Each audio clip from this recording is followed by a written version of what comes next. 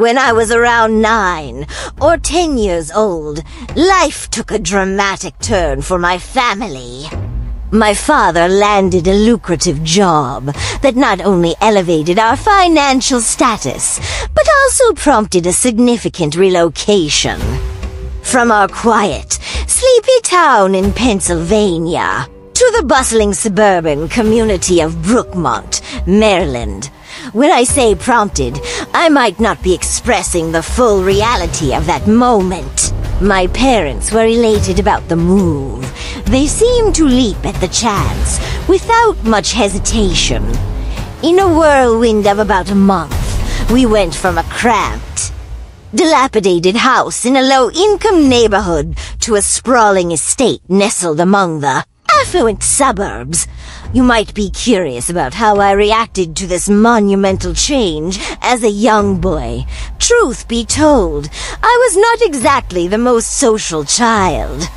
I often preferred the comfort of my own company over the fleeting friendships of childhood. So, the transition didn't evoke the kind of heartbreak one might expect when leaving behind cherished friends.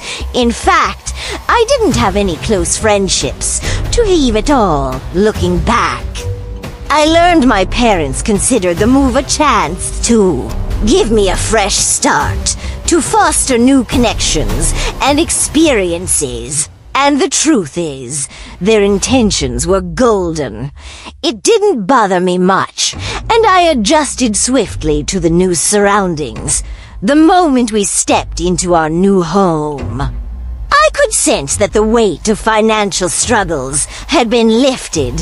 I mean, this new house was enormous. There was ample space for my 2 older brothers, Sean and Harold, and me to explore and make our own. I won't bore you with countless details about the interior, just a few essentials will suffice. First and foremost, the backyard stood out as our kingdom. It was vast, with twisting hedges ideal for games of hide-and-seek, tag, or whatever adventurous scenarios our imaginations concocted. Yet, the crowning jewel of our backyard was undeniably the treehouse.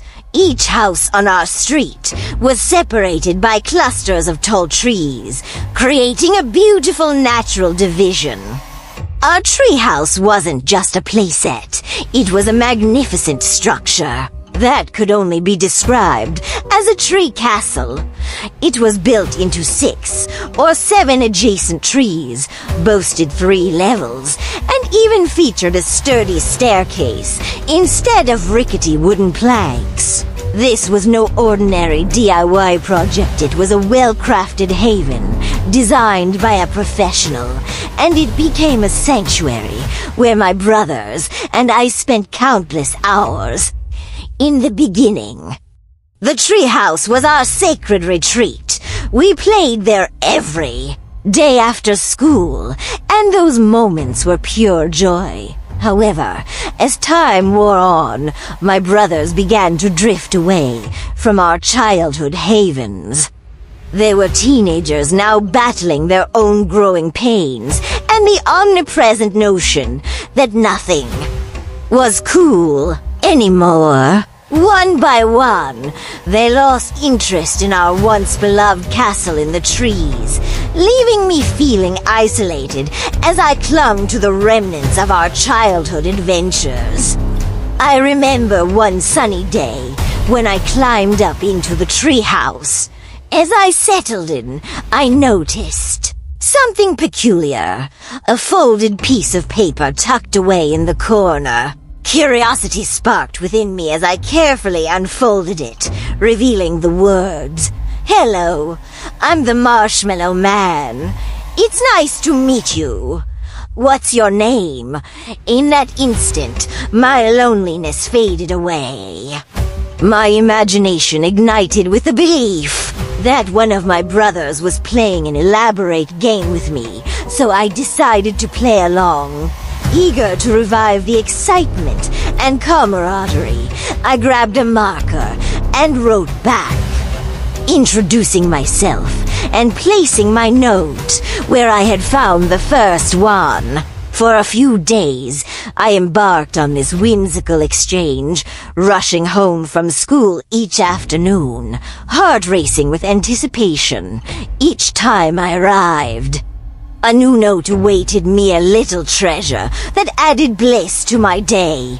At first, the messages were innocent and sweet, echoing the kind of playful banter my brothers would use. But soon, the tone shifted, questions turned more peculiar and personal. I found myself puzzled by inquiries like, "What do you eat for breakfast? And what's your favorite time of the day to play outside?" The questions became increasingly intimate and unsettling, but being young and trusting, I continued to respond, my innocence blinding me to the creeping unease that was beginning to coil around my thou. One question lingered in my mind, like a dark cloud. Which window in the house is your bedroom? Looking back now, my stomach twists at the memory. At the time, I brushed it off, attributing it to the quirks of a child's imagination, believing it was still one of my brothers playing this game. But then came the note that shattered my blissful fantasy. The words were so distinctly unsettling. "What do your pajamas smell like?" That was it. Something in me snapped, the innocence of the game evaporating in an instant. I stormed into the living room, demanding to know which of my brothers had concocted this strange charade. They were quick to mock me.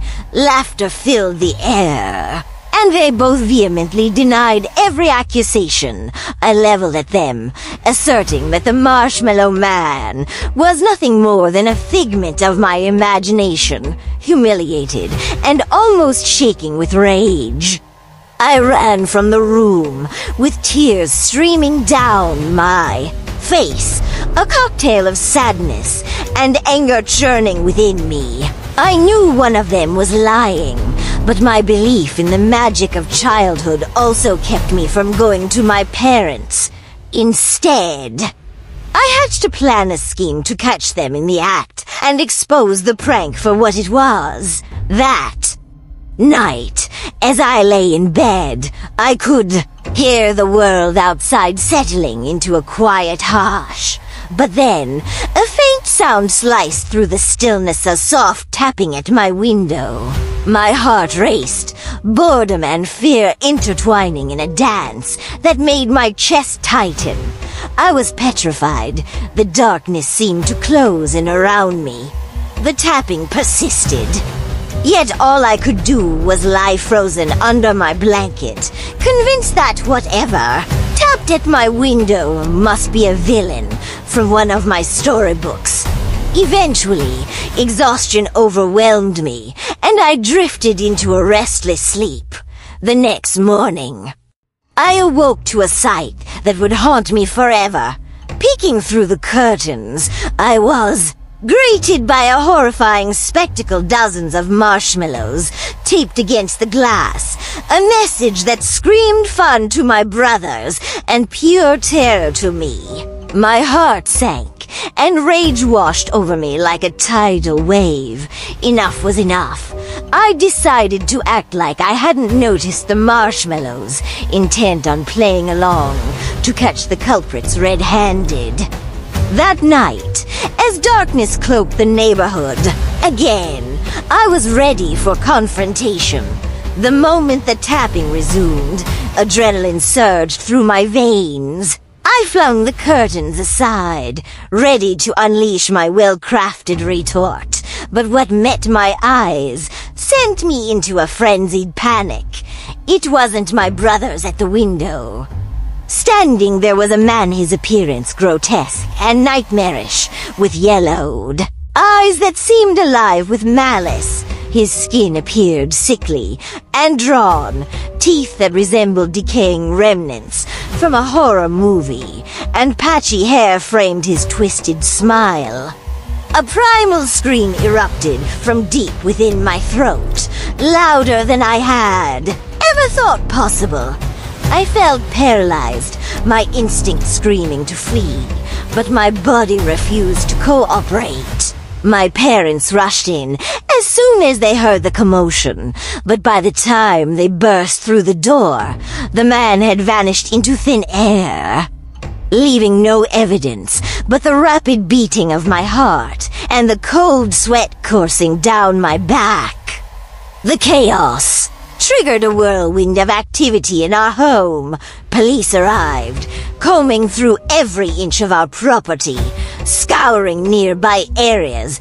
Yet the man who had invaded my childhood sanctuary was never found.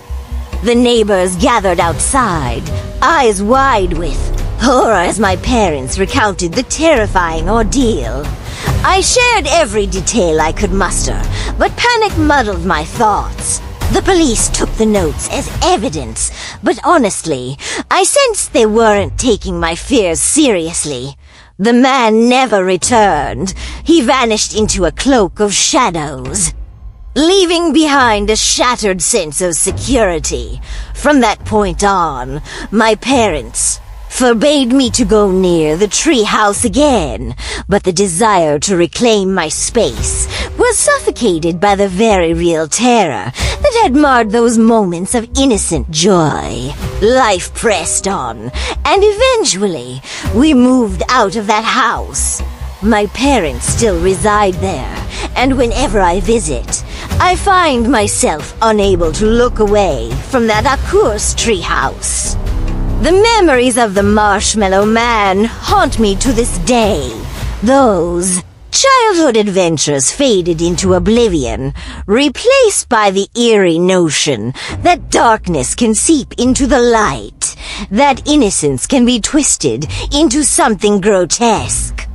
I reflect often on how the world as a child can fit into the palm of your hand, a bright tapestry of imagination and wonder.